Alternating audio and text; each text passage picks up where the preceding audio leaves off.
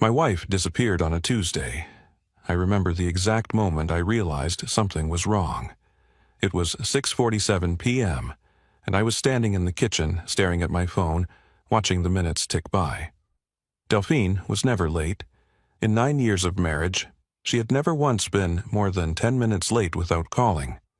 By 7:30, I had called her 6 times.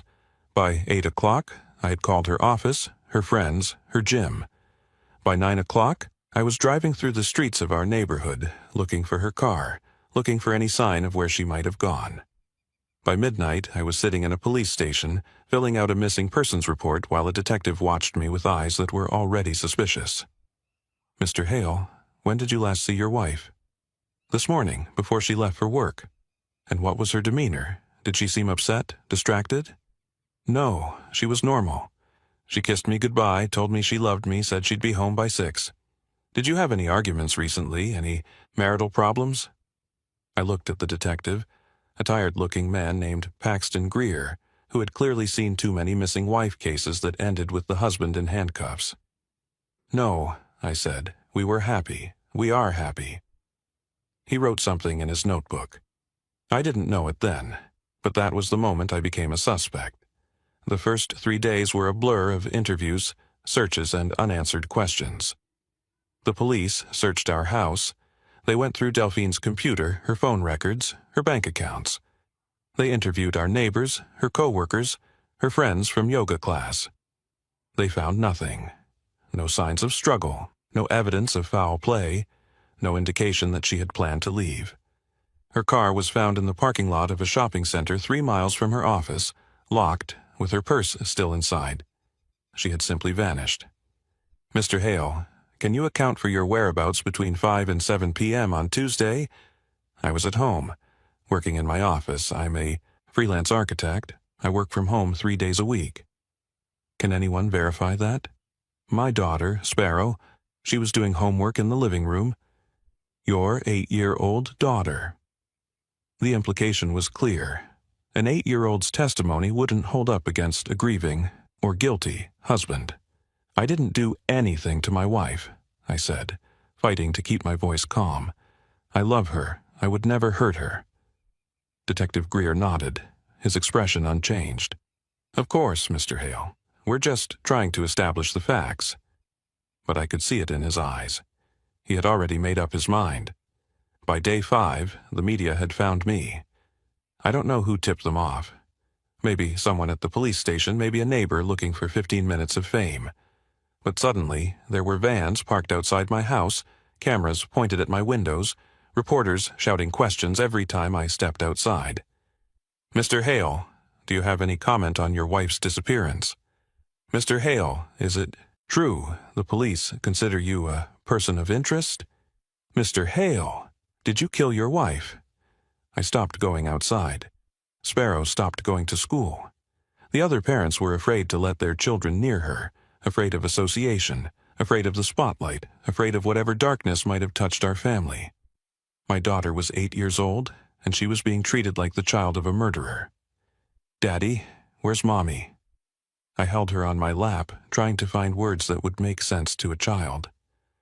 "I don't know, sweetheart, but the police are looking for her. They're going to find her." "Why are those people outside with cameras?" "Because they want to know where Mommy is too. Why don't they just ask us?" I didn't have an answer for that. By day 7, my friends had stopped answering my calls. I understood it in a way. They were scared. They didn't know what to believe. The news was running stories every night. My face on the screen, the word suspect hovering. Nearby, pundits speculating about what I might have done. Mark, my best friend since college, texted me on day 6. "Sorry, man. Need some space right now. This is all too much." Jennifer, Delphine's closest friend, blocked my number after the police interviewed her. My neighbor of 7 years started parking his car in the garage so he wouldn't have to wave at me. One by one, the people I had counted on disappeared. Not like Delphine, not physically, but emotionally. They retreated behind walls of silence and averted eyes. Only 2 people stood by me. My brother Kieran drove up from Boston on day 3 and refused to leave. He slept on my couch, fielded phone calls, made sure Sparrow ate her meals. He never once asked me if I had done something to Delphine. He simply believed me. My mother, Rosalind, arrived on day 4. She was 69 years old, had survived a heart attack 2 years earlier, and shouldn't have been traveling. But she came anyway, because her son needed her. "I know you, Rafferty," she said, holding my face in her hands. "I know the man I raised, and that man could never hurt anyone. The police don't think so. The police are doing their job. That doesn't mean they're right." She moved into the guest room and took over caring for Sparrow, giving me space to deal with the detectives, the lawyers, the endless parade of people who looked at me like I was already guilty. By day 11, I was starting to lose hope. No leads, no sightings, no ransom demands, nothing. The police had searched forests and fields. They had dragged ponds. They had issued alerts to every state in the country. But Delphine had vanished as completely as if she had never existed. Detective Greer called me in for another interview, the 7th in 11 days. This time, there was a new face in the room, a federal agent named Morrison who watched me with flat, evaluating eyes. "Mr. Hale, we've been looking into your wife's background, and we're having some difficulty verifying certain aspects of her history." I frowned. "What do you mean?" "Her college records, for example. She told you she attended Georgetown, correct?" "Yes, she has a degree in marketing. It's on our wall at home." "Georgetown has no record of a student named Delphine Carter attending during the years she claimed." That's not possible. I've seen her diploma. I've seen photographs from her graduation." Detective Greer and Agent Morrison exchanged a look. "Mr. Hale, when you met your wife, how much did you know about her past?" "She told me she grew up in Virginia. Her parents died when she was young, car accident. She was raised by an aunt in Alexandria. She went to Georgetown, worked in marketing, moved here for a job." "And you verified any of this?" "Why would I verify my wife's background? I trusted her. I loved her." Morrison leaned forward. "Mr. Hale, we're not suggesting you did anything wrong, but we need you to consider the possibility that your wife may not have been entirely honest with you about who she was." I stared at him. "What are you saying?" "We're saying that the woman you married may have been using a false identity, and if that's true, then her disappearance may not be what it appears to be." I left the police station that night with more questions than answers. Who was my wife? And if she wasn't who she said she was, who had I been living with for the past 9 years? Day 12. I was sitting in my living room staring at the wall when I heard a car pull into the driveway. Not a news van. I had learned to recognize the sound of those. This was something different, quieter, more deliberate. I looked out the window. An unmarked black sedan was parked behind my car. As I watched, the driver's door opened and a woman stepped out. She was in her mid-40s with sharp features and steel-gray hair pulled back in a severe bun. She wore a dark suit, not the kind detectives wore, something more expensive, more tailored, and she moved with the confidence of someone who was used to being in control. She walked to my front door, knocked 3 times, firm, decisive. I opened the door. "Mr. Rafferty Hale?" "Yes." She reached into her jacket and pulled out a badge. It was silver, embossed with an eagle and a series of letters I didn't recognize, not FBI, not CIA, something else. "My name is Colette Ashford. I'm with the National Security Agency, Special Operations Division." "NSA? What does the NSA want with me?" "May I come in, Mr. Hale? What I have to tell you is not something we should discuss on your doorstep." I stepped aside. Let her in, closed the door behind her. She looked around the living room, at the family photographs on the walls, the toys Sparrow had left scattered on the carpet, the evidence of a life that had shattered 11 days ago. "Where is your daughter?" "At my mother's house down the street. I didn't want her here when, whatever this is happens." "Good, that's good." She turned to face me. "Mr. Hale, I need you to sit down." I sat. She remained standing. "What I'm about to tell you is classified. By law, you are not permitted to share this information with anyone. Not the police, not your family, not your friends. If you violate this restriction, you will be subject to prosecution under the Espionage Act. Do you understand? I don't understand anything. Just tell me where my wife is. Agent Ashford took a breath. Your wife is alive. The words hit me like a physical blow. For 11 days, I had been preparing myself for the worst, for the call that would tell me they had found her body, for the nightmare that would never end. And now this woman was telling me she was alive. Where is she? Is she okay? Can I see her? I can't tell you where she is, but I can tell you that she is safe, and she is unharmed. Then why did she leave? Why didn't she call? Why did she let me think? Mr. Hale, Agent Ashford's voice was firm. I need you to listen to me very carefully. What I'm about to tell you will be difficult to hear, but you deserve to know the truth. She paused. The person you married, that person doesn't exist. I didn't understand. The words made no sense. Delphine was my wife, the mother of my child, the woman I'd slept beside for 9 years, shared meals with, built a life with. She was real. She existed. What are you talking about? Agent Ashford sat down across from me. The woman you knew as Delphine Carter Hale was born Mira Elena Vance. She was orphaned at age 8 when her parents were killed in an accident. That part of her story was true. But she wasn't raised by an aunt in Virginia. She was placed in a government program for exceptionally gifted children, a program designed to identify and train future intelligence operatives. Intelligence operatives? I mean, she was recruited by the NSA at age 22. She spent the next decade working undercover in various capacities, gathering intelligence on threats to national security. She was one of our most valuable assets. I felt like the floor was tilting beneath me. You're saying my wife was a spy? I'm saying your wife was an undercover operative who was assigned to create a new identity and establish a life that would serve as deep cover for long-term surveillance operations. Surveillance of what? Agent Ashford hesitated. Of you, Mr. Hale. The room went very quiet. I could hear my own heartbeat, the ticking of the clock on the wall, the distant sound of traffic on the street outside. Me? Why would the government be surveilling me? Your company, Hale Architecture, has contracts with several defense contractors. Some of those contracts involve sensitive infrastructure projects. Foreign intelligence services have shown interest in gaining access to those projects through various means. So you sent an agent to spy on me, to monitor you, to ensure that no foreign actors attempted to recruit you or compromise your work. It was a precautionary measure, not an accusation. I stood up, started pacing. So everything was a lie? Our entire marriage was a lie? No. Agent Ashford's voice softened slightly. That's what I need you to understand, Mr. Hale. Mira was assigned to monitor you, but what happened between you, the relationship, the love, your daughter, that wasn't part of the mission. How can you possibly know that? Because she told us. Multiple times, over multiple years, she requested to be removed from the assignment. She said her feelings had become compromised, that she couldn't maintain professional distance. We denied those requests.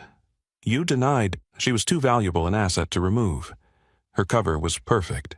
Her access was unparalleled, and by then, she had a child with you. A child who served as additional cover and gave her even deeper integration into your life. Sparrow was part of your cover story. Sparrow was not planned, but once she was born, she became a factor in operational decisions. Agent Ashford paused. Mr. Hale, I know this is difficult to hear, but I need you to understand, Mira loved you. She loved your daughter. That was real. It was also the reason she had to leave. I stopped pacing. What do you mean? 11 days ago, an intelligence operation went wrong. A foreign operative named Nikolai Volkov obtained information that identified Mira as an American agent. Once her cover was blown, everyone connected to her became a target, including you, including your daughter. So she left to protect us? She left because we ordered her to. She had no choice. If she had stayed, Volkov's people would have come for all of you. By disappearing, she drew their attention away from you and allowed us to neutralize the threat. Neutralize? What does that mean? Volkov was captured 2 days ago. His network has been dismantled. The immediate threat to you and your daughter has been eliminated. I sat back down. My legs wouldn't hold me anymore. If the threat is gone, then she can come back. She can come home. Agent Ashford was silent for a long moment. I'm sorry, Mr. Hale. She can't. Why not? You said the threat was neutralized. Volkov was one operative. There are others. Mira's identity as an American agent is now known to multiple foreign intelligence services. If she returns to her previous life, she puts you and your daughter at risk again. She puts herself at risk. The only way to keep all of you safe is for her to remain in hiding. Permanently. Permanently? You mean I'll never see her again? I mean that the woman you knew as Delphine Hale is gone. She cannot exist anymore. Mira Vance will be relocated, given a new identity, assigned to new duties. You will have no contact with her. That's not, you can't just, Mr. Hale. Agent Ashford leaned forward. I know this isn't what you wanted to hear, but Mira asked me to tell you something. She asked me to tell you that the 9 years you had together were the happiest of her life. She asked me to tell you that loving you and Sparrow was the only real thing she ever did. And she asked me to give you this. She reached into her jacket and pulled out an envelope. Plain white. No return address. My name written on the front in handwriting I would recognize anywhere. Delphine's handwriting. Mira's handwriting. She wrote this before she left. She knew she wouldn't be able to say goodbye in person. I took the envelope with trembling hands. Can I read it now? That's up to you, but I should warn you. It won't make this easier. Nothing will make this easier. She stood. I've told you what I came to tell you.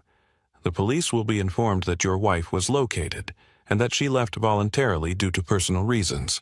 They will not be told the truth.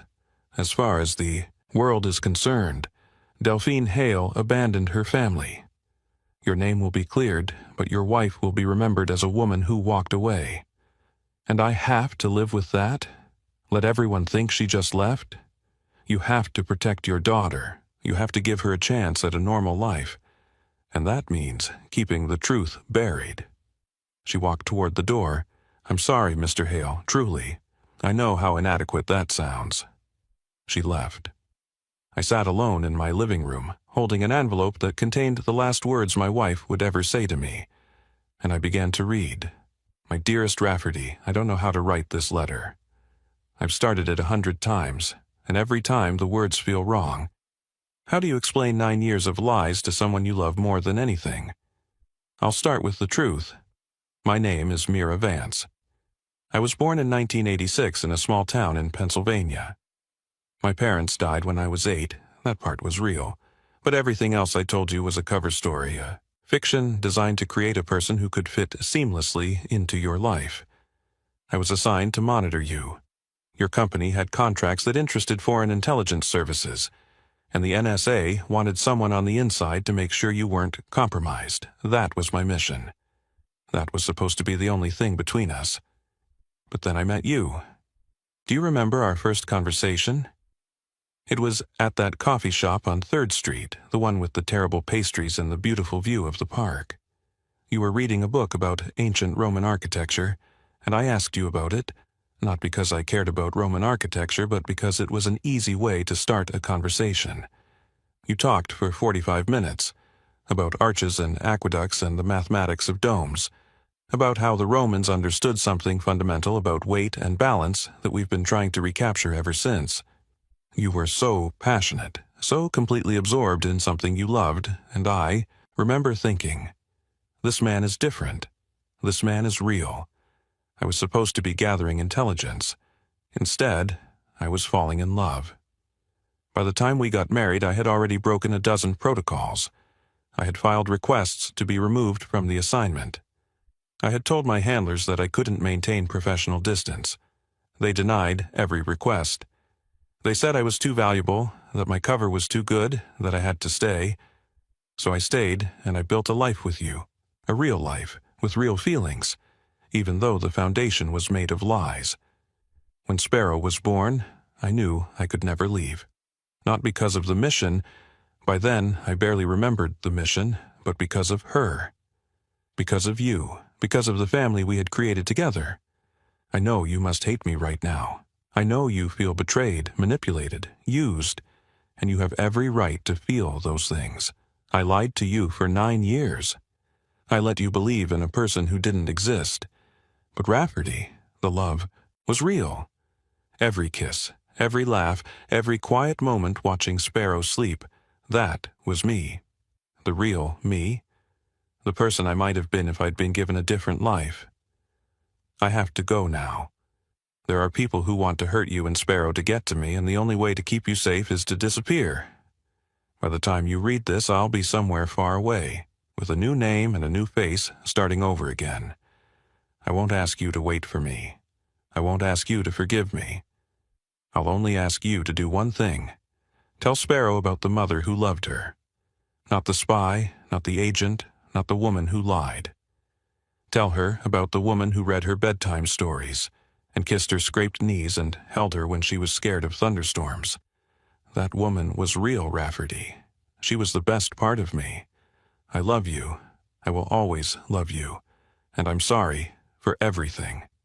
Mira. There's a box buried in the backyard, beneath the oak tree where Sparrow likes to play. Inside is everything real, about me.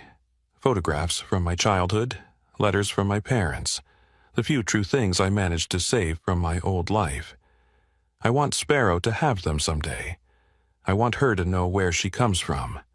I must have read the letter a dozen times that night. Each time the words hit differently. First anger, then grief, then something that felt almost like understanding. She had lied to me. For 9 years, she had lived a double life, hidden her true identity, pretended to be someone she wasn't. But she had also loved me. That part was real. The way she looked at me across the breakfast table. The way she held my hand during difficult conversations. The way she cried when Sparrow was born, tears streaming down her face as she whispered, "She's perfect. She's absolutely perfect." Those moments weren't performances. They were the truth bleeding through the lies.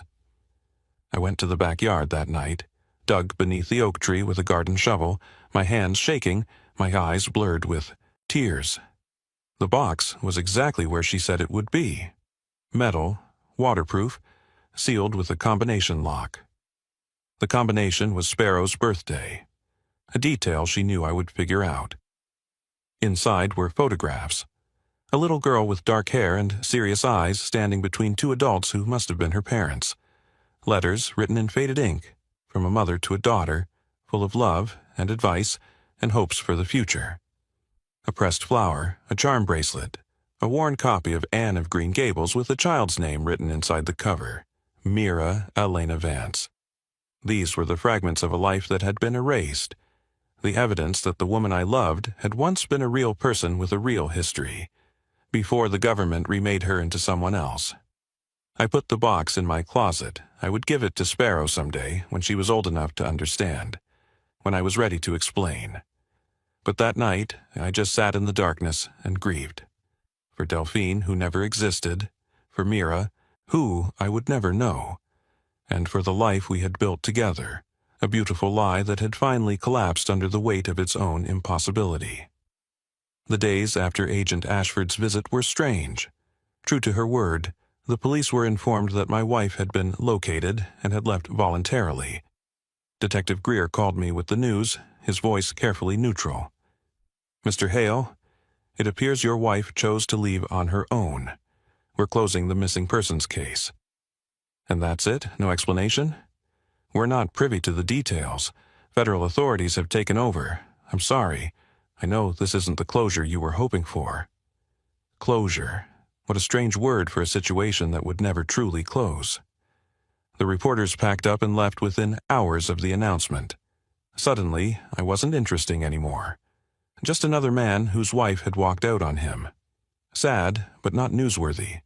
Not worth the satellite trucks and camera crews. My friends started calling again. Mark sent a text. "Sorry I ghosted you, man. Didn't know what to believe. Let me know if you need anything." Jennifer, Delphine's friend, reached out with tearful apologies. "I can't believe she would just leave like that. I'm so sorry for how I treated you." I accepted their apologies, their casseroles, their awkward attempts at comfort. I didn't tell them the truth. I couldn't. As far as the world was concerned, Delphine Hale was a woman who had abandoned her family. A cautionary tale. A mystery without resolution. Only I knew the real story, and I would carry that secret for the rest of my life. Explaining things to Sparrow was the hardest conversation I've ever had. She was 8 years old. She had spent 11 days asking where Mommy was, watching strangers with cameras camp outside our house, hearing whispered conversations that stopped whenever she entered a room. How do you explain to a child that her mother is never coming home? Not because she's dead, not because she stopped loving her, but because of reasons too complicated and dangerous to fully explain? I chose my words carefully. Sparrow, I need to tell you something about Mommy. She looked at me with those serious eyes, Mira's eyes, I realized now. Is she coming home? No, sweetheart, she's not coming home. Why? Because there are some bad people who want to hurt her, and to keep us safe, to keep you safe, she had to go somewhere far away, where they can't find her. But why can't we go with her? Because then the bad people would look for us too, and Mommy didn't want that. She wanted you to be safe, to grow up here, to have a normal life. Sparrow was quiet for a long moment. Does she still love me? I pulled her onto my lap, held her tight. She loves you more than anything in the world. That's why she left, because she loves you so much that she would do anything to keep you safe, even if it means being away from you. Will I ever see her again? I hesitated. The honest answer was probably not.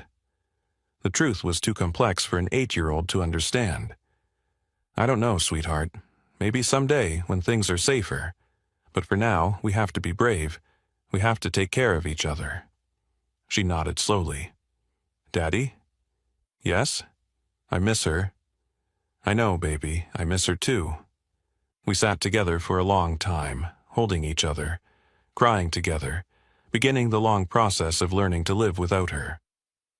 2 years have passed since that Tuesday. I'm 44 now, still living in the same house, still running my architecture firm, still waking up some mornings expecting to see Delphine, Mira, beside me in bed. The grief doesn't go away. It changes, softens, becomes something you can carry instead of something that carries you. But it's always there, a quiet ache beneath the surface of everyday life. Sparrow is 10. She's in 4th grade, playing soccer, making friends, growing up faster than I can keep track of. She still asks about her mother sometimes, less often now, but the questions still come. Daddy, do you think Mommy is okay? I think so, sweetheart. I hope so. Do you think she thinks about us? Every single day. I don't know if that's true. I don't know anything about what Mira's life looks like now, where she is, what name she's using, whether she's happy or lonely or both. Agent Ashford made it clear that there would be no contact, no updates, no way of knowing whether the woman I loved was alive or dead. But I choose to believe she thinks about us. I choose to believe that somewhere, in whatever life she's living now, she still carries us with her. It's the only thing that makes any of this bearable. Last month, something happened. I was picking Sparrow up from soccer practice when I noticed a woman standing at the edge of the field. She was wearing a baseball cap pulled low over her eyes, sunglasses despite the cloudy sky, nondescript clothes that seemed designed to help her blend in. But something about the way she stood, the angle of her shoulders, the tilt of her head, was achingly familiar. I stopped walking, stared. She was watching Sparrow, who was laughing with her teammates, completely unaware. Then the woman turned slightly, and for just a moment our eyes met. My heart stopped. It was her. I don't know how I knew. Her hair was different, shorter and lighter than Delphine's had been. Her face was partially hidden, but some part of me, some deep instinct that transcended logic, recognized her immediately. She held my gaze for exactly 3 seconds. Then she smiled, a small, sad smile that said everything words couldn't. I'm okay, I'm watching, I still love you. She turned and walked away, disappearing around the corner of the school building before I could take a step. I stood frozen, my heart pounding, my eyes filling with tears. She was alive. She was there. She was watching over us from whatever shadows she now inhabited. I didn't follow her. I didn't try to find her. I understood, finally, that this was what our relationship would be now. Glimpses, moments, a love that existed in the spaces between ordinary life. When Sparrow ran over to me, muddy and happy, I scooped her up and held her tight. "What's wrong, Daddy? You're crying." "Nothing's wrong, sweetheart. I just love you very much." "I love you too, Daddy." I carried her to the car, glancing back one more time at the corner where Mira had disappeared. She was gone, but she was also, somehow, still here. And maybe that was enough. Thank you for listening to my story. I know it's not the story you expected. When a wife disappears, the husband is usually guilty or the wife is usually a victim. The neat categories of crime and punishment, villain and hero. But life isn't always that simple. My wife was a spy, an NSA operative who was assigned to monitor me and ended up falling in love with me instead. She lived a double life for 9 years, lying to me every single day, and loving me every single day. When her cover was blown, she had a choice: stay and put us in danger, or leave and keep us safe. She chose to leave. She chose to disappear. She chose to let the world believe she had abandoned her family rather than risk the truth putting us at risk. The person you married, that person doesn't exist. That's what Agent Ashford told me on day 12. And she was right. Delphine Hale was a fiction, a cover story, a carefully constructed identity designed to serve a government mission. But Mira Vance was real. Her love was real. The life we built together was real, even if the foundation was made of lies. I don't know if I'll ever see her again. I don't know if Sparrow will ever meet her mother as an adult, ever learn the full truth about who she was. The future is uncertain, filled with questions that may never have answers. But I know this: I was loved. Truly, deeply, impossibly loved by a woman who gave up everything to keep me safe. That's not nothing. That's everything. It's Saturday morning now. Sparrow is in the kitchen, making pancakes with more enthusiasm than skill. There's flour everywhere, and she's humming a song her mother used to sing. I'm sitting by the window, watching the street outside. Sometimes I imagine I see her out there. A figure in a baseball cap, watching from a distance. A car that slows down just slightly as it passes our house. A face in a crowd that seems almost familiar. Maybe it's real. Maybe it's wishful thinking. Maybe it's the ghost of a love that refuses to fully disappear. My wife vanished on a Tuesday. 11 days later, I learned that the person I married didn't exist. But the love was real. And that's the thing about love, isn't it? It survives, it adapts, it finds ways to exist even when everything else falls apart. Delphine is gone. Mira is out there, somewhere, living a life I'll never know. And I'm here, in this house, raising our daughter, carrying the weight of a secret that will stay buried forever. But I'm not alone. I have Sparrow. I have my brother, my mother. I have the memory of 9 years that meant everything to me. And somewhere, in whatever corner of the world she's hiding in, I know Mira is thinking about us. That's enough. For now, that's enough. Now, I want to ask you something. What would you do if you discovered that everything you knew about your spouse was a lie, but their love for you was real? Could you forgive someone who lied to you for years to protect you? Would you wait for them, even if you might never see them again? Drop your answer in the comments. I read every single one. If this story moved you, hit that like button. Share it with someone who needs to hear it, especially anyone who has ever loved someone they couldn't fully understand. Comment your thoughts below, and subscribe to the channel so you never miss another story. I'll see you in the next one. You can start enjoying English, because it's in the beginning stages where most people give up. They try to learn English, it's just too hard, it feels impossible, and so they give up. And so having motivation in this stage is really important. Okay, so with that being said, let's get to the first way to improve your motivation. And way number one is to create a heaven and hell scenario. Now, I know saying heaven and hell is a bit extreme, but I'm using those words because they are extreme, and I want to help you remember this technique. So first, let's create your heaven. Your heaven is 3 years from now, and you have been studying English, and now you know English. Imagine you could, make friends in English.